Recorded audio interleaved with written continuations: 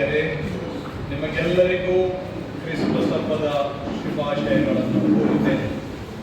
Christmas ಹಬ್ಬದ ಈ ಪವಿತ್ರ ಸಂದರ್ಭದಲ್ಲಿ ಯೇಸು ಕ್ರಿಸ್ತರು ಈ ಜಗತ್ತಿಗೆ ತಂದ ಪ್ರೀತಿ, ಶಾಂತಿ ಮತ್ತು ಮಾನವೀಯತೆಯ ಶಾಶ್ವತ ಸಂದೇಶವನ್ನು ನಾವು ಇವತ್ತು ಕೃತಜ್ಞತೆಯಿಂದ ಸ್ಮರಿಸುತ್ತೇವೆ.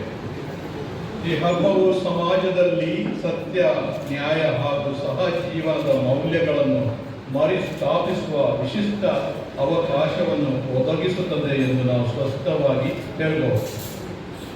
ನಮ್ಮ ಸಮಾಜವನ್ನು ಒಮ್ಮೆ ನೋಡೋಣ. ನಮ್ಮ ಸಮಾಜದಲ್ಲಿ ಹಿಂಸೆ, ವಂಚನೆ, ತಪ್ಪು ಮಾಹಿತಿ ಹಾಗೂ ಪರಸ್ಪರ ಅವಿಶ್ವಾಸವನ್ನು ಉತ್ತೇಜಿಸುವ ಸವಾಲುಗಳು ಹೆಚ್ಚುತ್ತಲೇ ಇವೆ. ಸಾರ್ವಜನಿಕ ವಲಯಗಳಲ್ಲಿ ಸತ್ಯ, ನ್ಯಾಯ ಮತ್ತು ಸೌಹಾರ್ದ ಕುಂದುತ್ತಿರುವುದು ದೇಶದ ಭವಿಷ್ಯದ ಹಿತದೃಷ್ಟಿಯಿಂದ ಚಿಂತಾಜನಕವಾಗಿ ಪರಿಣಮಿಸಿದೆ.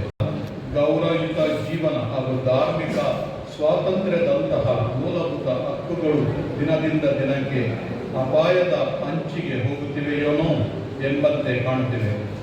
ಜಾತಿ, ಧರ್ಮ, ಕುಲ, ಅಂತಸ್ತು ಇವುಗಳ ಆಧಾರದ ಮೇಲೆ ಒಬ್ಬರಿಗೊಬ್ಬರನ್ನು ಎತ್ತಿಕಟ್ಟುವುದು ಜಾಸ್ತಿಯಾಗುತ್ತಾ ಇದೆ.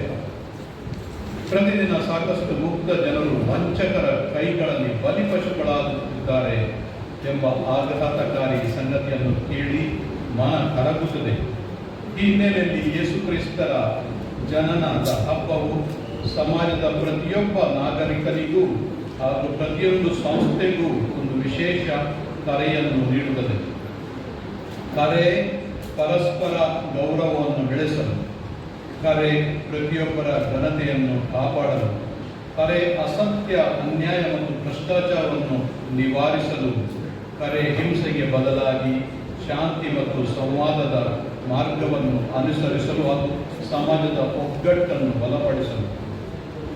ಸತ್ಯ, ಪಾರದರ್ಶಕತೆ ಮತ್ತು ನೈತಿಕತೆಯನ್ನು ರಕ್ಷಿಸುವುದು ಕೇವಲ ಕಾನೂನುಬದ್ಧ ಕರ್ತವ್ಯ ಮಾತ್ರವಲ್ಲ, ಅದು ಸಮಾಜದ ಭವಿಷ್ಯದ ಮೂಲಭೂತ ಆಧಾರ ಸ್ತಂಭ ಕೂಡ.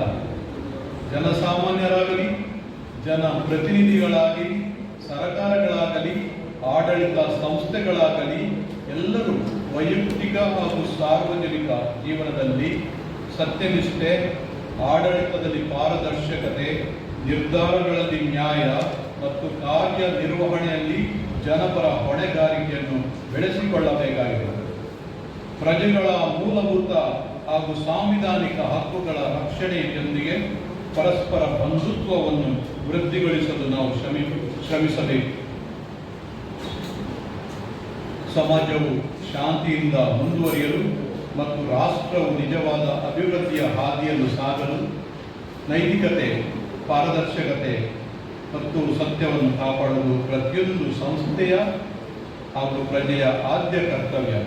ಎಲ್ಲರ ಸಹಕಾರದಿಂದ ಎಲ್ಲ ರೀತಿಗಳಲ್ಲಿ ಎಲ್ಲರ ಅಭಿವೃದ್ಧಿ ಆಗಬೇಕಾದರೆ ಎಲ್ಲ ನಾಗರಿಕರನ್ನು ಗೌರವದಿಂದ ಮತ್ತು ಘನತೆಯಿಂದ ಕಾಣುವುದು ಅತ್ಯಗತ್ಯ. 2025ನೇ ಜುಬಿಲಿ ವರ್ಷದ ಕ್ರಿಸ್ಮಸ್ ಹಬ್ಬವು ನಮ್ಮ ದೇಶಕ್ಕೆ ಶಾಂತಿ, ಸಮಾಜಕ್ಕೆ ಸಮನ್ವಯ, ಸಾರ್ವಜನಿಕ ಬದುಕಿಗೆ ನೈತಿಕ ಪುನರುಜ್ಜೀವನ ಮತ್ತು ಪ್ರತಿಯೊಬ್ಬ ನಾಗರಿಕನ ಜೀವನಕ್ಕೆ ಭರವಸೆಯ ಹೊಸ ಕಿರಣವನ್ನು ತಂದುಕೊಡಲಿ ಎಂದು ನನ್ನ ಆಶಯ. ಪ್ರೀತಿ, ಸತ್ಯ ಮತ್ತು ಶಾಂತಿಯ ಬೆಳಕು ನಮ್ಮ ಮನೆಗಳಲ್ಲಿ ಮಾತ್ರವಲ್ಲ, ಸಾರ್ವಜನಿಕ ವ್ಯವಸ್ಥೆಯಲ್ಲಿ, ಎಲ್ಲ ರೀತಿಯ ಸಂಸ್ಥೆಗಳಲ್ಲಿ ಮತ್ತು ರಾಷ್ಟ್ರದ ನಿರ್ಧಾರಗಳಲ್ಲಿ ಸಹ ಹೊಳೆಯಲಿ ಎಂಬುದೇ ನನ್ನ ಪ್ರಾರ್ಥನೆ. ಬೆಳಕು ಕತ್ತಲನ್ನು ನಿವಾರಿಸುತ್ತದೆ, ಪ್ರೀತಿ ದ್ವೇಷವನ್ನು ಗೆಲ್ಲುತ್ತದೆ ಹಾಗೂ ಶಾಂತಿ ಭಯವನ್ನು ಹೋಗಲಾಡಿಸುತ್ತದೆ ಎಂಬ ಸತ್ಯವೇ ನಮ್ಮದಾಗಲಿ. ಕ್ರಿಸ್ಮಸ್ ಹಬ್ಬದ ಹಾಗೂ ಹೊಸ ವರ್ಷದ ಹಾರ್ದಿಕ ಶುಭಾಶಯಗಳು ತಮ್ಮೆಲ್ಲರ ಮೇಲೆ, ತಮ್ಮ ಕುಟುಂಬಗಳ ಮೇಲೆ ದೇವರ ಆಶೀರ್ವಾದಗಳನ್ನು ಆಶಿಸುತ್ತೇನೆ.